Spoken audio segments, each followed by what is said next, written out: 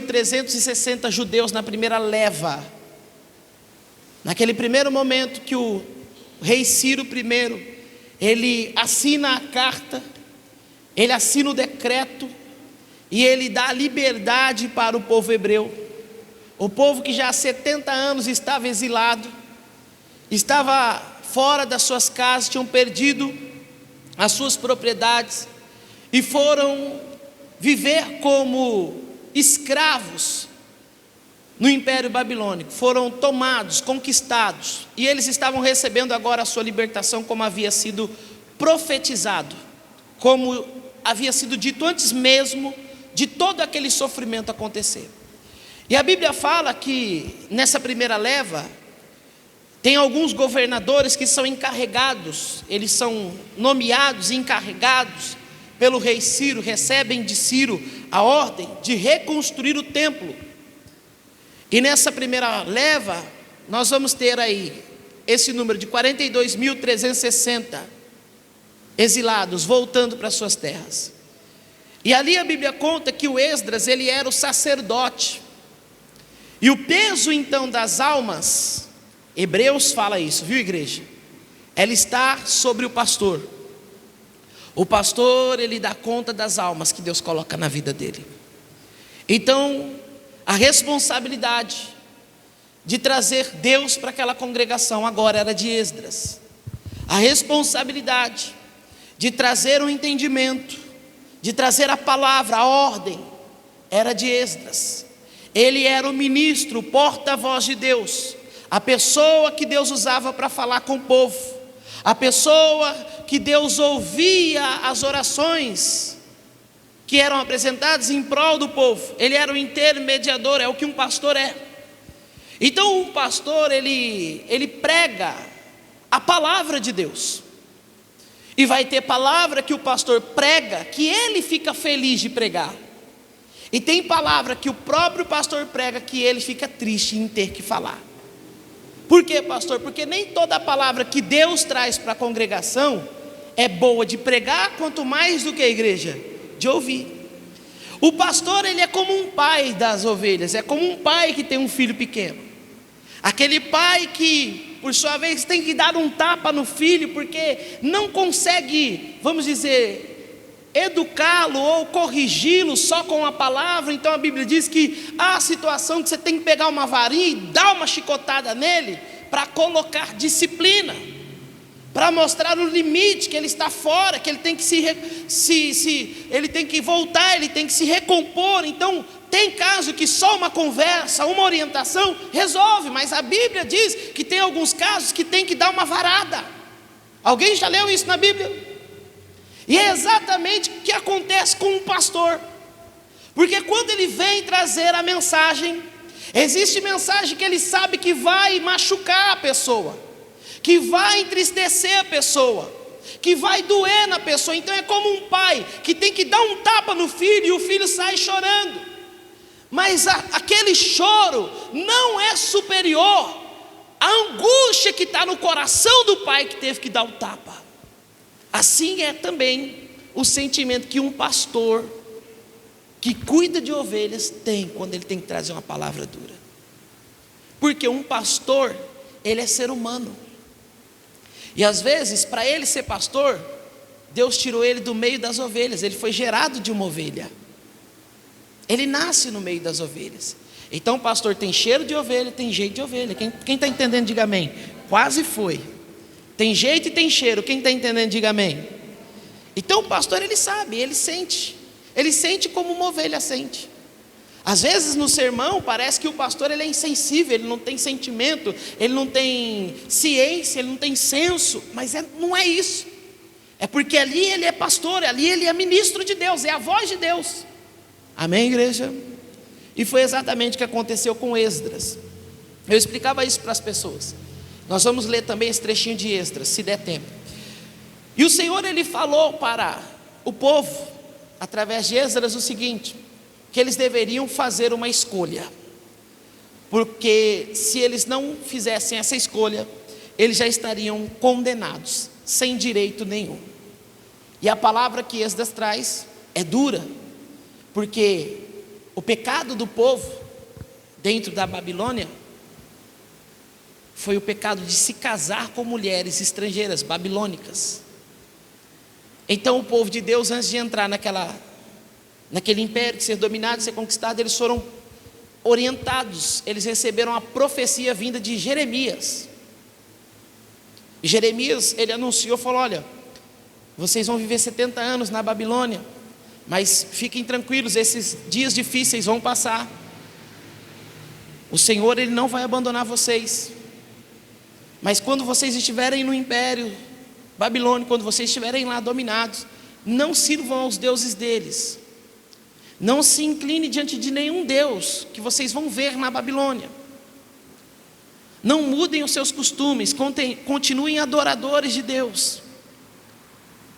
Vocês estarão no exílio, mas vocês não estarão só, vocês estarão protegidos e guardados por quem? Por Deus. E nesse momento vocês têm que ter essa ciência, continuar prestando culto a Deus, adorando ao Senhor, celebrando a Ele, não se envolvendo com mulheres estrangeiras, não se casando, não tomando as estrangeiras por suas mulheres. Foi essa a palavra, eles estavam cientes. Mas o que acontece, igreja? Tem pessoa que acha que a vida dela já está uma desgraça e não tem salvação, então ela fala: aí que então que já estou perdido, então eu vou me perder ainda mais. Ou seja, eu já me sujei mesmo, então ele se entrega totalmente. E é o erro. Por quê, pastor? Porque Deus vai cobrar depois. E aí então eles se envolveram com mulheres, se casaram, construíram famílias. Eu estava falando para as pessoas, irmão, 70 anos é muito tempo para um casal viver, é ou não é? Sim ou não? Sim ou não? Quem consegue chegar a essa marca de viver junto com uma pessoa 70 anos, meu irmão, você é abençoado 100 vezes. Porque eu sou casado há 11 e me sinto a pessoa mais feliz do mundo. Eu não preciso de outra mulher, eu tenho a minha esposa Luna. Ela me realiza, me completa em tudo. Se eu morresse hoje, eu iria morrer satisfeito, porque Deus me presenteou com uma grande bênção. Nós somos felizes, nós estamos crescendo juntos. Nós temos desse nosso amor 2 frutos, que são 2 filhas lindas que Deus nos deu. Uma chama Kathleen e a outra chama Naara. São uma bênção na nossa vida. Eu estou sendo sincero, eu sou capaz de dar a minha vida pela vida delas. Se fosse necessário dar a minha vida por elas, eu daria. Eu teria coragem de oferecer a minha vida em troca da vida delas, porque eu amo as minhas filhas demais. Mas tudo isso é fruto do que, a igreja? Do meu amor pela Luna e do amor dela por mim. Nós vivemos uma história bonita. Diga glória a Deus. Agora você imagina se hoje aparece o Senhor para mim e diz que eu me casei com uma estrangeira e eu me precipitei e que eu vou ter que pôr um fim nesse amor. Hoje mesmo eu tenho que deixar a Luna e eu tenho que mandar aquelas que se dizem minhas filhas embora, sem direito a nada do que eu tenho. Seria fácil essa decisão? Sim ou não? Sim ou não? Irmão, eu fico pensando, eu só com 11 anos, eu já sou realizado. Imagina quando a gente tiver 25 anos de casado. Quando a gente tiver 35 anos de casado, eu e a Luna, eu vou estar bonita e ela também. Mas com 35 anos de casada, a minha filha mais velha já vai estar com o quê? Já vai estar adulta e com certeza ela já vai ter o quê? Filhos. E eu vou ter o quê? Neto. Eu já vou ser vô. Talvez até bisavô. Pode acontecer? Você está entendendo, sim ou não? Irmão, eu imagino isso daqui a 45 anos. Não é 70 ainda. Então olha quanta história eu vou ter em família. Você está entendendo? E com tudo isso construído, vem o Senhor e fala: desfaz. É fácil ou difícil? Agora imagina o Esdras que tinha que dar o recado. Aí a Bíblia diz que ele passou uma noite inteira chorando e orando, irmão. Irmão, isso é intrigante, porque quando eu estava lendo esse texto, eu estava conversando com as pessoas, estava falando com o pastor José. Por que o Esdras estava orando e chorando? Tem razões para isso. Uma pessoa só chora em duas razões, é fato. O choro ele só vem em duas questões, em dois sentidos. Ou é choro de tristeza ou é choro do quê? Com certeza não era de alegria o choro de Esdras. Porque quem é que quer ver uma família se destruindo? Quem é que quer ver uma pessoa sofrendo? Quem é que quer ver uma pessoa perecendo? Quem é que quer ver uma pessoa, irmão, angustiada, perdida, sem saber o que fazer? O choro dele era por causa da situação que os irmãos dele, que ele amava, iriam passar. Iriam ter que enfrentar. Porque uma coisa, meu irmão, é você não ter nada. E outra coisa é você ter tudo e ter que deixar tudo por um propósito que é maior do que tudo que você tem. E aí então o Esdras sabe que vai haver choro, ele sabe que vai haver luta forte dentro do coração, aí ele vai orar. Agora, sabe por que ele ora? Porque todo pastor tem isso, ministério de intercessão. Senhor, não dá para dar um jeitinho? Nós herdamos isso, sabe de quem? De Abraão. Mas Deus, se tiver 45, sabe? Eu pouparei a cidade de Abraão. Então, mas eu pensei, fiz uma conta. E se for só 35? O pastor ele luta até o último momento, irmão. Ele vai até o último momento. Você lembra de Samuel? Deus falou: já rejeitei o Saul, não quero mais, tem outro. E ele ficou a noite jejuando e orando e falando. Aí Deus falou: Samuel, poxa vida, Samuel, para de derramar lágrimas, para de orar, de jejuar. Eu já escolhi, não tem jeito. Você sabe por que o Esdras orava e chorava? Porque ele, homem, tinha esperança de Deus abrir uma exceção. Tá bom, vai. Vamos dar um jeitinho então, vamos casar eles, vamos ter que fazer alguma coisa. Quem está casado, está casado. Ó, quem não está, não casa mais, hein? Com estrangeira. Vamos encobrir esse pecado. E se Deus fizesse isso, Deus iria estar demonstrando o que, igreja? Amor, sim ou não? Se ele aceitasse isso, mesmo que a lei de anos estivesse em vigor ali, se Deus passasse por cima dessa situação, daria para justificar dentro da Bíblia? Sim ou não, igreja? Vamos lá, pessoal, vamos participar. Daria para justificar, sim ou não? Sim, porque o próprio Paulo escreveu isso, que o verdadeiro amor, ele ainda fala assim, o verdadeiro amor, ele encobre todas o quê? Falhas e até as transgressões. Olha para você entender, que a gente começa a ver então Deus um pouco mal aqui, não é? Porque ele mandou separar, ele falou, ó, pega as mulheres, e tem mais, né? As minhas filhas estão uma com 8, com 9, outra com 7. Tinha criança lá, jovem, filho adulto já, que também já tinha neto. Estamos falando de 70 anos, irmãos. Tinha gente lá capaz de se manter sozinho. Um rapaz de 18 anos não é um menino mais de 18 meses. Uma criança de 18 meses. Uma pessoa de 20 anos não é uma pessoa de 2 anos de idade. Agora imagina para aquele pai que o filhinho dele tinha acabado de nascer. Ou para aquele cidadão que está em fase de lua de mel. Porque todo mundo viveu a sua lua de mel aqui. É uma fase boa, é ou não é? Sim ou não? É só rosa, como diz a minha avó, né? Então, você está conseguindo entender o que eu estou tentando passar para você? Sim ou não? Imagine aquele pai que o filhinho dele está naquele tempo mais gostoso que tem com uma criança, entrando do 8º para o 10º mês, que o menininho já tapa a mão na cara do pai e baba, dá aquela risada gostosa do nada. Tudo para ele é motivo de sorrir. Quem já teve criança pequena em casa sabe o que eu estou dizendo. Irmão, é difícil, você fica trabalhando, você olha para a fotinha do seu filho, você fica com vontade de abandonar o emprego e ir para casa. Você chora, tem um monte de pai que fica babão. Ele fica o tempo todo na fotinha do filho dele. Quando chega, irmão, a vida dele é ficar com o menino. E o menino faz xixi na boca dele, o menino faz tudo e ele não está nem. Tudo é festa, é assim ou não é? Imagine um pai tendo que mandar uma criança nesse estado embora. E aquelas que possuíam as suas dificuldades físicas, que eram especiais. Meu irmão, que situação que Deus colocou o povo. Não é assim que a gente vê? Só que está errado. Que situação que o povo se colocou diante de Deus. E o Esdras chorou, meu irmão. O Esdras orou. Mas por que eu estou te falando isso? Todo o apelo de Esdras mudou o que Deus havia dito?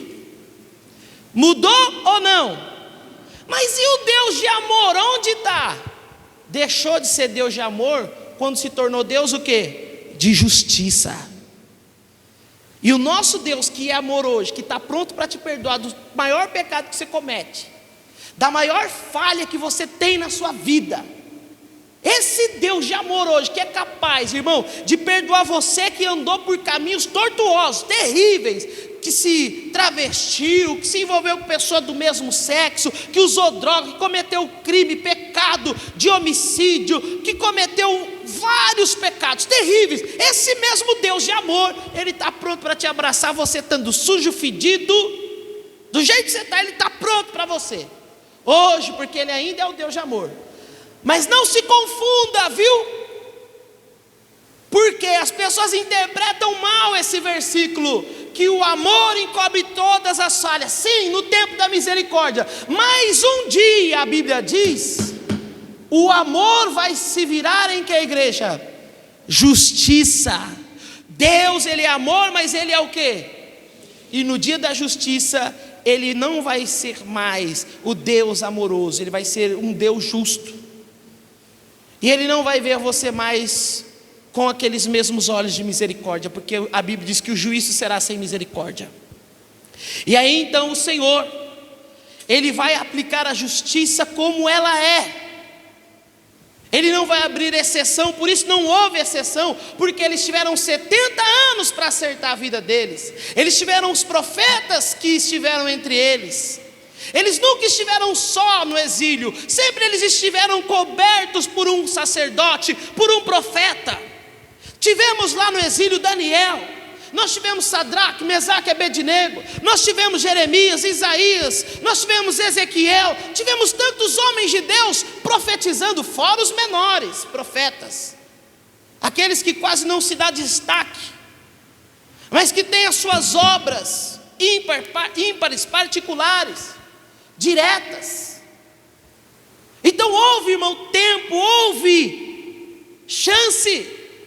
Agora era juízo, porque era o retorno para a sua terra, a terra prometida. Você consegue ligar? Salvação, terra que nós vamos ter, nossa herança, Jerusalém. Você tem que abrir mão, irmãos, das coisas que para você é valorosa, mas que te impede de entrar na terra. E o que eu quero que você entenda é o que aconteceu com Moisés. Vamos lá, ó. Hebreus 11, 24. Eu quero que você leia num tom alto junto comigo esse versículo. Foi pela... O que é fé? Certeza, convicção, algo concreto. E a fé, ela não vem do nada. Eu não escolho ter fé. A fé nasce dentro do meu coração. A fé, ela cresce dentro de mim. A fé é plantada.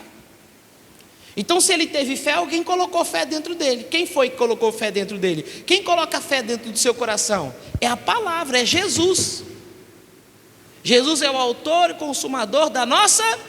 É Ele. Então veja, pela fé que Moisés, quando já era o quê? O que é uma pessoa adulta? Não é, tem nada a ver com idade aqui, tá? Porque o adulto, no sentido de idade, é para questão legal, da lei lá fora. Dentro do mundo espiritual, o adulto é aquele que é responsável, é aquele que já tem entendimento do que é certo e do que é o que, igreja? É aquele que já viu os dois lados. Moisés, sendo adulto, tendo entendimento então da vida, está escrito, eu quero que você leia comigo. Lê para mim agora, bem forte. Não. Se ele não quis, vem parte do que agora? De uma escolha, uma decisão dele. Ele não quis. O que ele não quis, pastor? Ser chamado de filho da filha. Você sabe o que é isso? Ele abriu mão do título de príncipe. Pensa na vida de um príncipe. Sabe o que é isso? Ele abriu mão do seu futuro como rei, até mesmo de Faraó, porque ele poderia ser o próximo Faraó. Irmão, Moisés, ele era prestigiado dentro do Egito. Todas as portas do Egito se abriam para ele, mesmo ele sendo de cor de pele diferente, mesmo ele tendo lá um aspecto diferente, porque não adianta eu dizer que sou japonês, que você não vai acreditar, porque eu tenho jeito de japonês. Mas o meu pai pode ter me dado o nome de japonês, né? Eu posso ter o Harami Shikananara, né? É assim que eles falam, né?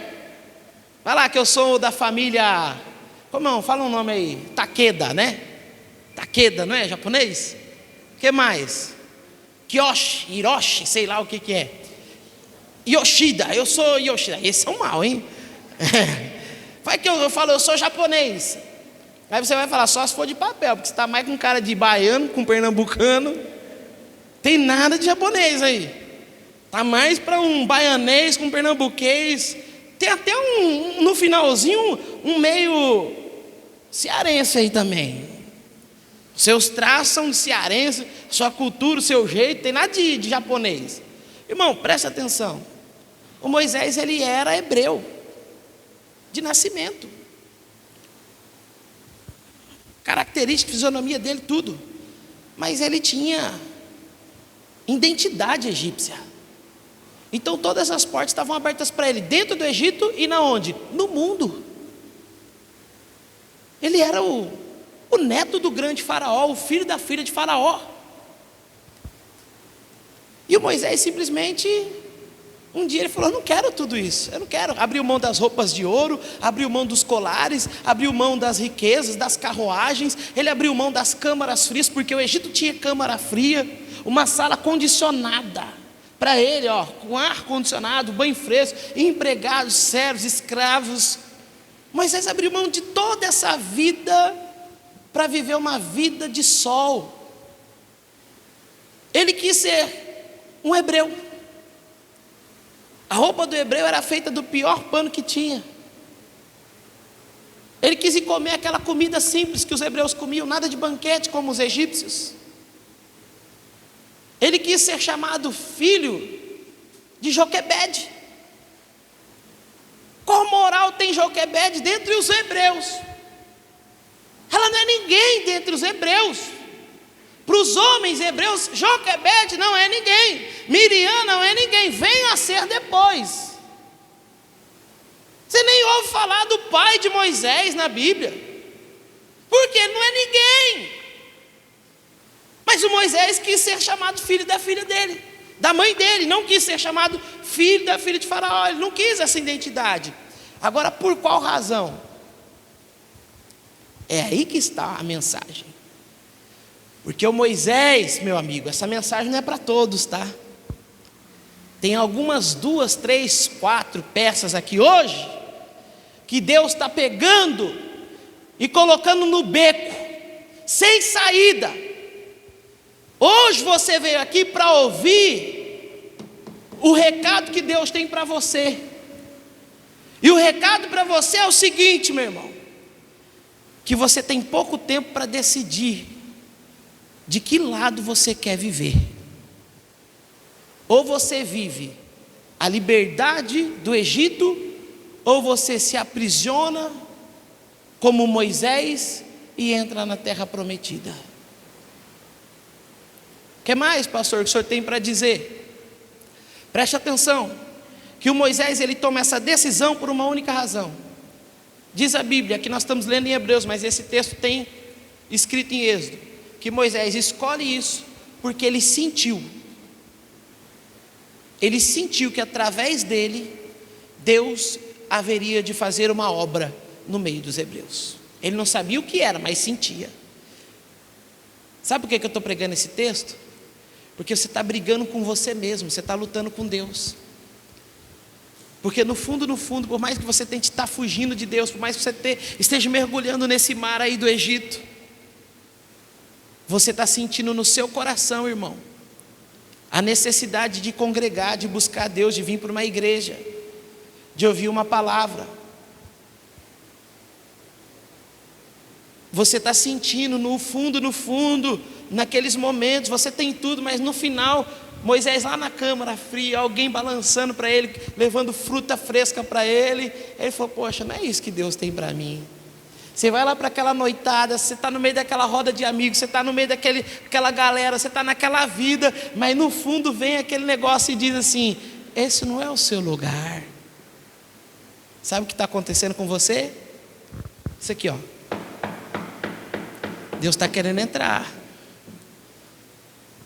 Se você não abrir a porta agora, Ele vai fechar uma porta para você. Abre a Bíblia em Êxodo, capítulo 10. Pastor,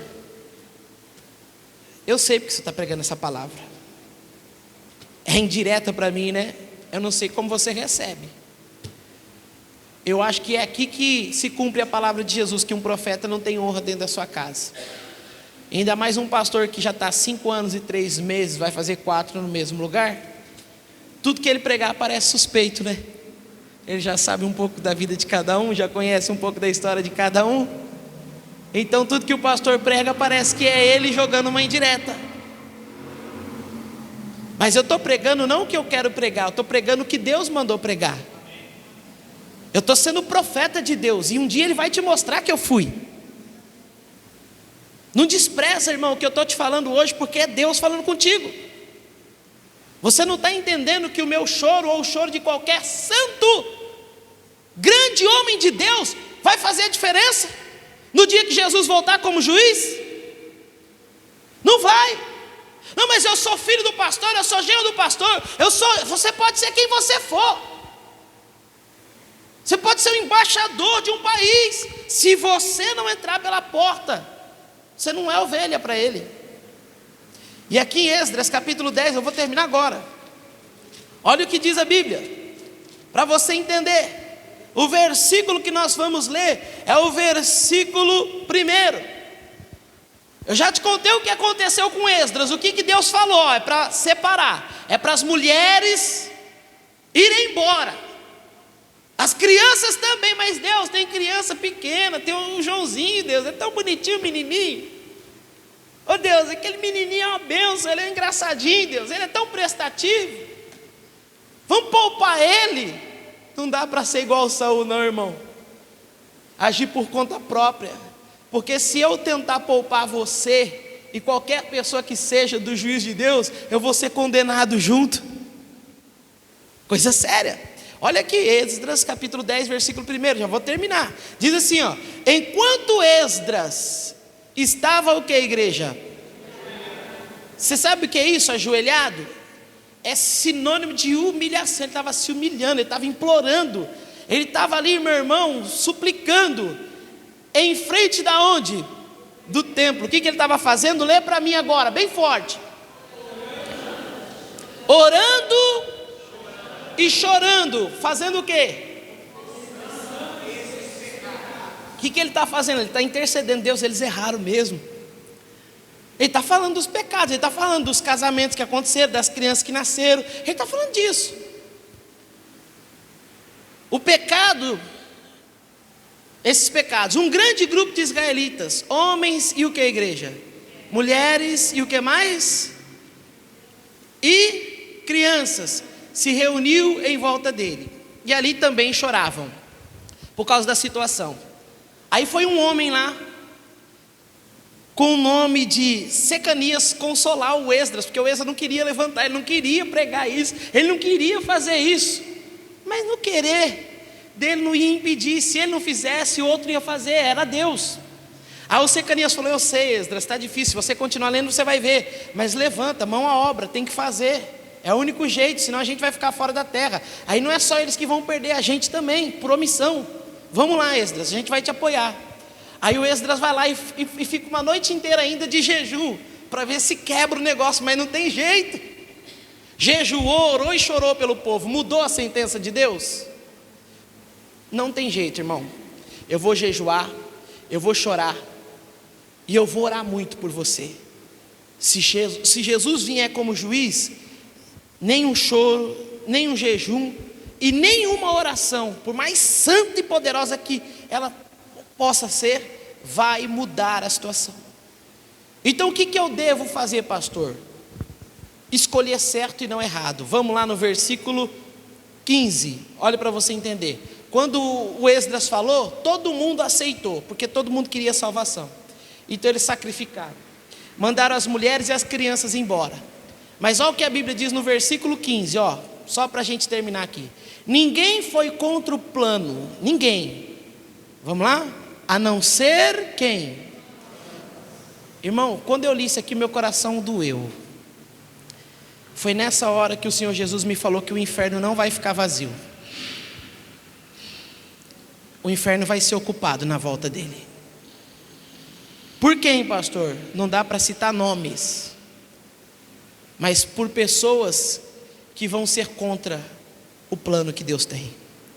A não ser Jonatas, filho de Azael, e Jazeías, filho de...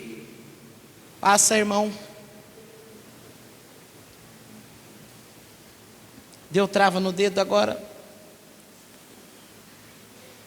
Filho de Tikva, e Mesulã, e Sabetai. Olha só agora. E Mesulã e Sabetai, o levita, o que eles fizeram?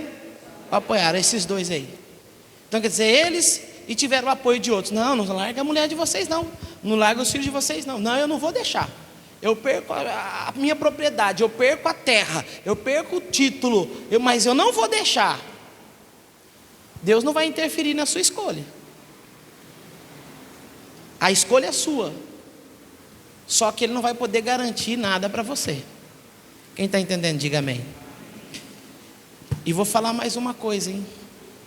Tem gente aqui que nasceu para ser usado por Deus, mas está deixando o diabo usar a vida dele. É pesado o que eu estou falando, mas lembra que eu falei para você? Que é mais difícil para mim falar do que para você de ouvir? É coisa séria, irmão. E quando é que uma pessoa deixa o diabo usar ela? Quando ela mata alguém? Não. Quando ela permite o diabo destruir a família dela e ela não faz nada. O casamento dela já acabou, os filhos estão sendo criados de qualquer jeito. A vida financeira está toda destruída. Eu não posso falar mais ao seu coração, porque se eu falar mais, daqui a pouco eu falo o teu nome. É misericórdia. O que o senhor quer dizer com tudo isso, pastor? É duro, mas o tempo está chegando. Deus me deu uma interpretação nesses dias. Eu sei que se colocar na internet aí, eu vou ser contradito por filósofos, por pessoas da Bíblia, mas é entendimento, é uma revelação, é minha, é para mim isso. Tem gente que está esperando o primeiro som da trombeta. Talvez quando você ouvir o som de buzina mesmo, já é o último. O som da trombeta não é só o som de uma buzina, irmão. O som da trombeta é o gemido de quem está com fome. São as aberrações que nós estamos vendo. Homem casando com homem, mulher casando com mulher, homem transformando o seu corpo masculino num corpo feminino. Isso é uma aberração. Eu não sou contra ninguém, nada, mas eu não concordo, eu não aceito isso. A trombeta tocando é a guerra. A Bíblia diz que no final dos tempos, guerra iria acontecer. Pai mataria filho e filho mataria pai. O que a gente vê no jornal todo dia? Você acha que a trombeta não já começou a tocar faz tempo? Só que quando você ouvir o verdadeiro som da buzina, você já vai ver o céu ficar preto e o anjo de Deus carregando Jesus nas costas. E ele vem não mais como cordeiro, porque ele morreu como um cordeiro, mas ele virá como que a igreja? Como um leão. E quando o leão chega, ele não tem misericórdia. Você já viu um leão com misericórdia? Ele foi como um cordeiro, mas vai voltar como? E o rugido dele vai ser forte. Vamos orar? É duro, não é, pessoal? Sim ou não? Essa é a mensagem que faz o povo ir embora da igreja. Sabia que essa mensagem esvazia a igreja? É.